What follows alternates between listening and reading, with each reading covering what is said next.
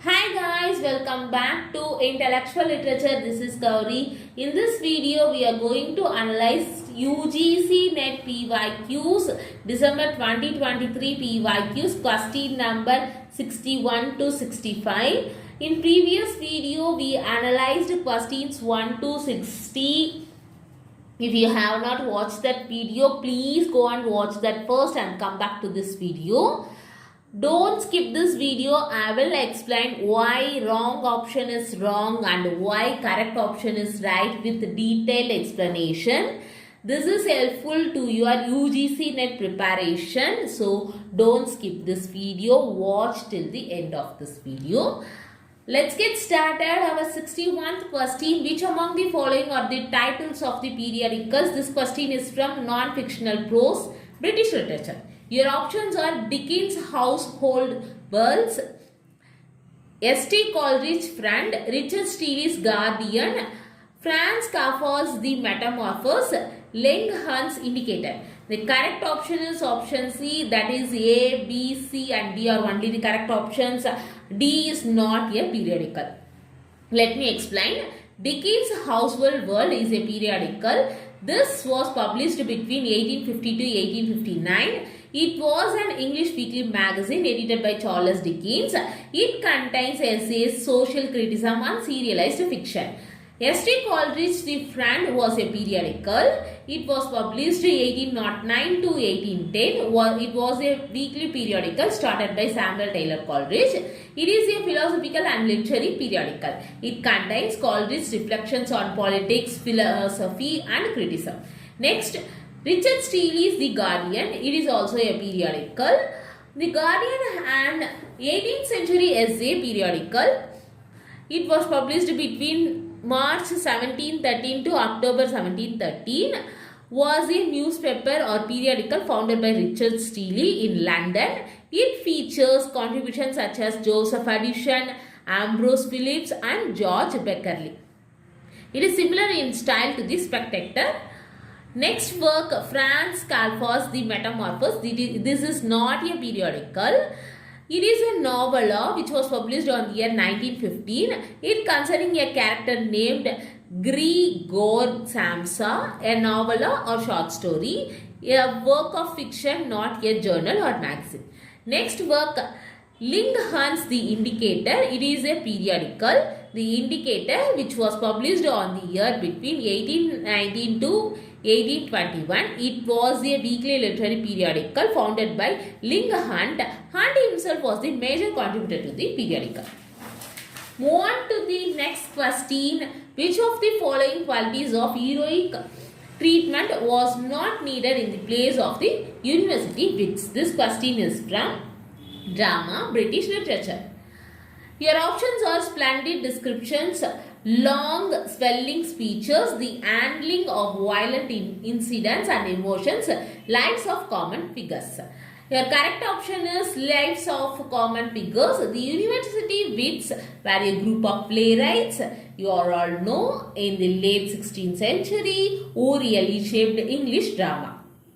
They are Christopher Marlowe, Thomas Greene, George Peele and Lily Lodge Nassel, Thomas Nassel. They transformed early English drama by introducing heroic treatment, inspired by classical and Renaissance ideas. They often focused on larger-than-life characters and dramatic stories. Their plays featured some elements. Why other options are wrong? Splendid descriptions, which means they painted vivid pictures with their words, rich imagery, ornament, language, grand poetic style, making the settings and actions come alive, especially evident in Marlowe's plays. Long swelling speeches where characters delivered grand, expressive monologues that highlighted their emotions and struggles, also called mighty lines. Ben Jonson's praise for Marlowe. The handling of violent incidents and emotions as their plays frequently included intense conflicts and powerful feelings. Violent action and emotional excess were central to heroic drama, making the drama feel urgent and engaging. However, there was no need of lives of common figures in the place of the university beats. Instead, their stories revolved around nobility, kings, conquerors, mythical or historical heroes and extraordinary situations rather than everyday people and their experience. Common people's everyday lives became important later, especially in Elizabethan realism and Shakespeare's mature drama. Move on to the next question, which is not true about D.H. Lawrence Sons and Lovers. This is also very important work, frequently asked work. This question is from fiction in British literature. Sons and Lovers is a semi-autobiographical novel. It is a psychological story of the family and love relationship of working class English family. The film adaptation of the novel was directed by Jack Cardiff. The storyline traces three generations of Brangwen's family. The novel narrates the story of Paul Morrell's, whose love for his beloved overshades the affectionate bond with his mother. The correct answer is option D and E. That is not true of this novel. Why other options are right? I will explain statement wise. Let's get started. Sons and Lovers is a semi-autobiographical novel. That is true. This novel by D.H. Lawrence, and it has many autobiographical elements closely related, reflects D.H. Lawrence's own life, especially his relationship with his mother and his working class background. Next option. It is a philosophical study of the family and love relationship of working class English family. That is true. The novel is famous for its psychological realism, particularly the intense mother-son relationship and emotional conflicts. Novel is set in a coal mining working class English community in England and follows the lives of Paul Morrell. Paul Morrell's relationship with his mother is characterized by dependency and possessiveness. His relationship with his two lovers, on the other hand, are marked by sexual attraction, independence, and the potential for personal growth. Lawrence psychologically explores these wants in the novel. Next option, the film adaptation of the novel was directed by Jack Cardiff. That is true. Sons and Lovers was adapted as a period drama movie in 1960, with the same title, and it was directed by Jack Cardiff. Why these two D and E are wrong? The storyline traces three generations of the Brangwen's family. That is wrong. This concept is from Rainbow and Woman in Love, not Sons and Lovers. These were also written by D.H. Lawrence. Sons and Lovers focus on the Morrell family, not multiple generations of Brangwens. The Rainbow, which was published on the year 1915, follows the lives of three generations of the Brangwens family living in Nottinghamshire.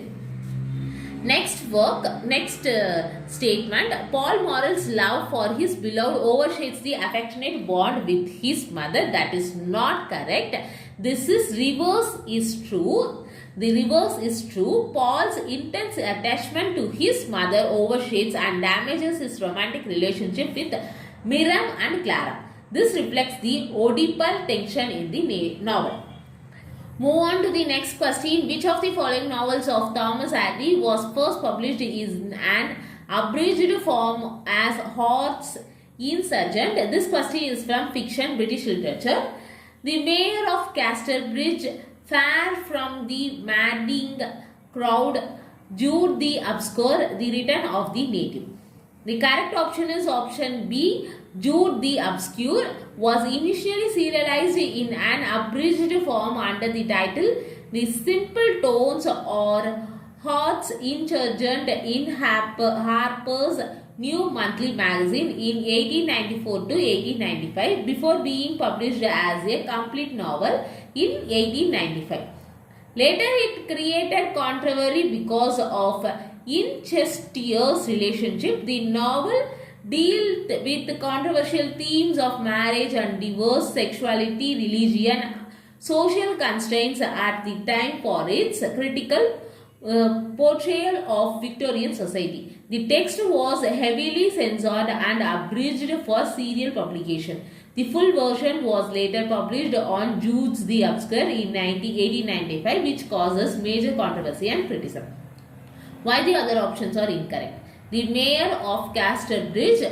This is serialized under its original title, no abridged title like Horse in Sergeant. Next option, Fair from the Mudding Crowd, serialized in Cornhill Magazine 1874, published under the same title, not abridged. Next option, The Return of the Native. This is serialized in Belgravia Magazine, no alternate abridged title. This question is the last question of this video. A portmanteau is, this question is from linguistics.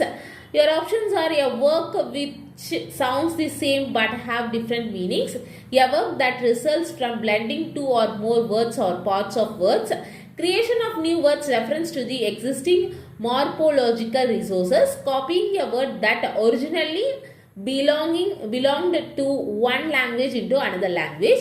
The correct option is option B. A portmanteau is a linguistic blend of words where parts of multiple words are combined to form a new word with a combined meaning. A word which sounds the same but has different meanings refers to homophones. Creation of new words without reference to existing morphological resources, reference to coinage. The term itself comes from Lewis Carroll, who explained it is through the looking glass. Here I gave examples. Smog means smoke plus fog. Brunch means breakfast plus lunch. Motel means motel plus hotel. These are classic examples of portmanteau words. Why the other options are incorrect? A word which sounds the same but has different meanings. This defines a homonym, not a portmanteau. The examples are bank. Bank means river bank or money bank. Creation of new words with reference to existing morphological resources. This means this describes neologism or word formation, not specifically portmanteau.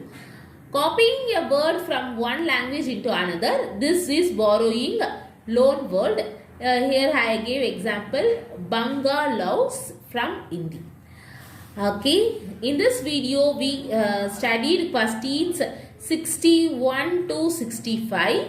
If you found this video helpful, please do like, share your thoughts in comment section, share this video to your friends, and don't forget to subscribe my channel. This is Gauri from Intellectual Literature. Thank you for watching.